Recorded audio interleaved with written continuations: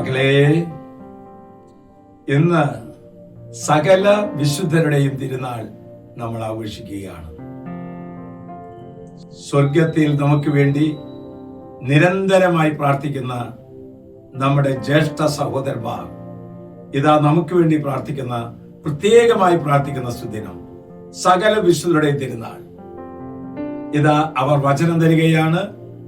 മത്തായിയുടെ സുവിശേഷം 6-ാം അധ്യായം 19-ാം വാക്യം. ഭൂമിയിൽ നിങ്ങൾ നിക്ഷേപങ്ങൾ കൂട്ടരുത്, അവ തുരുമ്പും കീടങ്ങളും നശിപ്പിക്കും. സ്വർഗത്തിൽ നിങ്ങൾക്കായി നിക്ഷേപങ്ങൾ കരുതി വെക്കുവിൻ.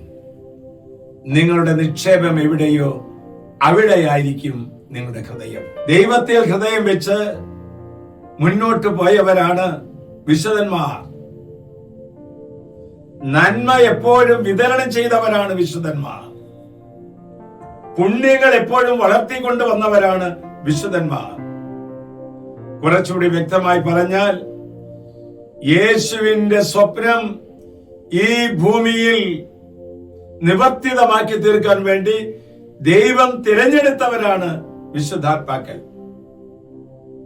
എന്ന് പറഞ്ഞാൽ യേശുവിന്റെ ഹൃദയം സ്വന്തമാക്കിയവരാണ് വിശുദ്ധാത്മാക്കൾ. നമ്മൾ കാണാറുണ്ടല്ലോ, ചിലർക്ക് യേശു വീടും വാഹനങ്ങളും സുഖസൗകര്യങ്ങളും പ്രദാനം ചെയ്യും. വേറെ ചിലർക്ക് പ്രശസ്തിയും പ്രതാപവും അവർക്ക് പ്രദാനം ചെയ്യും. വേറെ ചിലർക്ക് കായിക കഴിവുകൾ അവിടുന്ന് നൽകും. എന്നാൽ വിശുദ്ധന്മാർക്കാകട്ടെ യേശുവിന്റെ ഹൃദയം നൽകും. അതുകൊണ്ട് എന്താ പ്രയോജനം?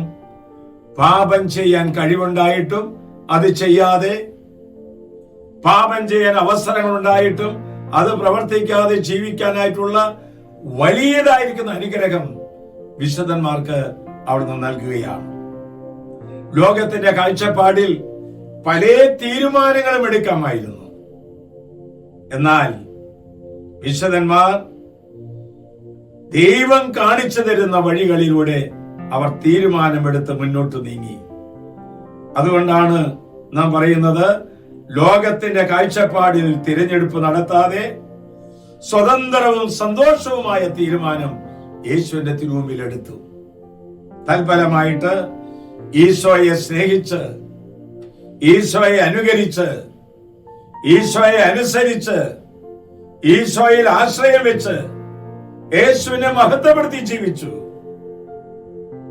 ഒരു കാര്യം ഇത് കേട്ടുകൊണ്ടിരിക്കുന്ന നമ്മുടെ എല്ലാവരോടുമായിട്ട് പറയുകയാണ്, രാജാവിനും ഭിക്ഷക്കാരനും വിശുദ്ധരാകാം, ഉടമയ്ക്കും അടിമയ്ക്കും വിശുദ്ധരാകാം, ധനവാനും ദരിദ്രർക്കും വിശുദ്ധരാകാം, കറുത്തവനും വെളുത്തവനും വിശുദ്ധരാകാം, അധ്യാപകനും വിദ്യാർത്ഥിക്കും വിശുദ്ധരാകാം, ഡോക്ടർമാർക്കും രോഗികൾക്കും വിശുദ്ധരാകാം. വിശുദ്ധരുടെ ആശ്രയവും ആനന്ദവും ദൈവമാണ്. ആശ്വാസപ്രദമായ രാത്രി, പ്രതീക്ഷാ നിർഭരമായ പ്രഭാതം, സൽപ്രവർത്തികൾ നിറഞ്ഞ ദിവസം നൽകി അവിടുന്ന് നമ്മെ എല്ലാവരെയും അനുഗ്രഹിക്കട്ടെ. നമ്മുടെ കർത്താവ് യേശു മിശിഹായുടെ കൃപയും പിതാവായ ദൈവത്തിന്റെ സ്നേഹവും പരിശുദ്ധാത്മാവിന്റെ സഹവാസവും പരിമളവും നാം എല്ലാവരോടും നമ്മുടെ പേരിന്റെ വിശുദ്ധനോട് ചേർന്ന് നമ്മെ ഓരോരുത്തരെയും അനുഗ്രഹിക്കട്ടെ, ഇപ്പോഴും എപ്പോഴും എന്നേക്കും. ആമേൻ.